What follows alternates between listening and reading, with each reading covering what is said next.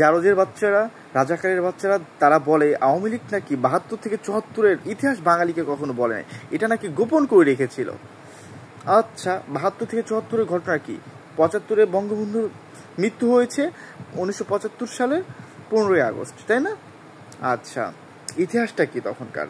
আমাদের তখন ১৯৭১ সালে আমাদের মুক্তিযুদ্ধ হয়েছে, দেশটা স্বাধীন হয়েছে ১৯৭১ সালে, তাই না? তখন আমাদের বাংলাদেশের যত সম্পদ ছিল পাকিস্তানিরা লুট করেছিল। আমাদের বাংলাদেশের চাষবাসের অধিকাংশই তারা তাদের দেশে নিয়ে যেত, তারা তাদের দেশে এগুলো বিক্রি করতো, মুনাফা অর্জন করতো। তাদের দেশে টাকার মান তারা বাড়িয়ে রেখেছিল, আমাদের দেশের টাকার মান তারা কমিয়ে রেখেছিল, কারণ তাদের হাতে সব কিছু ছিল। আমাদের কল কারখানা সকল কিছু তাদের আন্ডারে ছিল, আমাদের চাষবাসের জমি সকল কিছু তাদের আন্ডারে ছিল। সেই থেকে জাতির জনক বঙ্গবন্ধু শেখ মুজিবুর রহমান আমাদের নতুন একটা জাতি দিয়েছে, নতুন একটি দেশ উপহার দিয়েছে, সেই দেশের নাম বাংলাদেশ। তখন ছিল পূর্ব পাকিস্তান, সেই পূর্ব পাকিস্তান থেকে আমাদের বাংলাদেশটা উপহার দিয়েছে জাতির জনক বঙ্গবন্ধু শেখ মুজিবুর রহমান, তাই না? এটা আমরা সকলে জানি। তো সে তখন একটু দুর্ভিক্ষ ছিল, দুর্ভিক্ষ থাকবে, এটা স্বাভাবিক। কেন দুর্ভিক্ষ থাকবে এটা আমি বলে নিচ্ছি।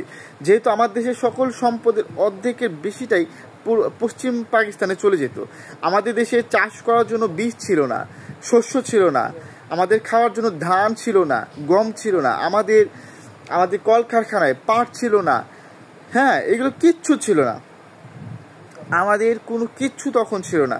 আমাদের দেশে চাষবাস করার জন্য আমাদের কলকারখানা পর্যন্ত বন্ধ ছিল, আমাদের কোনো শ্রমিক ছিল না কাজ করার জন্য বাংলাদেশে। তো সেই থেকে আমাদের দেশে কাজ করার জন্য কিছু নাই, আমাদের দেশে দুর্ভিক্ষ থাকবে, হ্যাঁ, এটা স্বাভাবিক। কিন্তু কিছুদিন আগে মানুষ না খেয়ে মারা গেছে, তার থেকে আমাদের বাংলাদেশ একটা আমাদের জাতির জনক আমাদের একটা নতুন যে জাতি দিয়েছে, একটা পুরো জাতিকে পরিবর্তন করেছে জাতির জনক বঙ্গবন্ধু শেখ মুজিবুর রহমান। একটা নতুন জাতি আমাদেরকে উপহার দিয়েছে, নতুন দেশ আমাদেরকে উপহার দিয়েছে। তো সেই দেশে দুর্ভিক্ষ থাকবে, এটা স্বাভাবিক কথা, যেহেতু আমার চাষবাস করার কিছু নাই। যেমন আমি একটা উদাহরণস্বরূপ, এখন বর্তমানে আছে ডক্টর ইউনূস সাহেব। তো ডক্টর ইউনূস সাহেব এই যে একটা বড় পরিবর্তন হলো, তো পরিবর্তনের পরে ডক্টর ইউনূস সাহেবকে উনি সুন্দরভাবে দেশ চালাতে পারছে না? পারছে না, অনেক বাধার সম্মুখীন হতে হচ্ছে, কারণ দেশে তো অনেক কিছু এলোমেলো।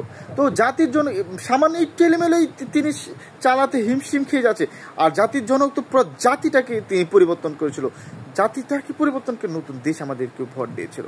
তো তার কি হিমশিম খেতে হবে না? তো হিমশিম তারা সহ্য করতে না পেরে পাকিস্তানি পন্থী যারা রাজাকার ছিল, যারা আমাদের দেশটাকে পাকিস্তানি পন্থী রাজনীতিতে পরিণত করতে চেয়েছিল,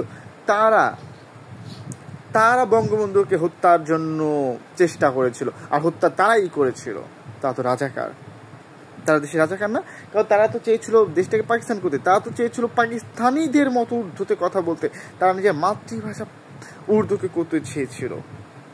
তারা এই দেশটাকে চায় নাই, তারা স্বাধীন বাংলাকে চায় নাই, স্বাধীন বাংলা আমার সার্বভৌম রাষ্ট্র বাংলাদেশকে তারা চায় নাই বলেই তারা ১৯৭৫ সালের 15ই আগস্ট 15ই আগস্ট বঙ্গবন্ধু সহ তার সব পরিবারে তাকে ও মেজর জামিল সহ কনেজ জামিল সহ সকলকে তারা হত্যা করেছিল। এই পাকিস্তানিরাই হত্যা করেছিল। তা তো রাজাকারের বাচ্চা, তারা হচ্ছে যার সন্তান, তাদের জন্মের ঠিক নাই, তাদের দেশেরই তো জন্মের ঠিক নাই। তা তো পাকিস্তানি, তারা পাকিস্তানের বীজ, পাকিস্তানের রেখে যাওয়া কিছু কতিপয় রাজাকার এই দেশে এখনো রয়ে গেছে। তারা এই কথা বলে যে আওয়ামী লীগ নাকি ৭২ থেকে ৭৪-এর ইতিহাসটা মুছে রেখেছে, এটা আমাদের প্রকাশ করা না। আরে তাদের কি ইতিহাস প্রকাশ করবে? তাদের তো বোঝার মতো জ্ঞান নাই।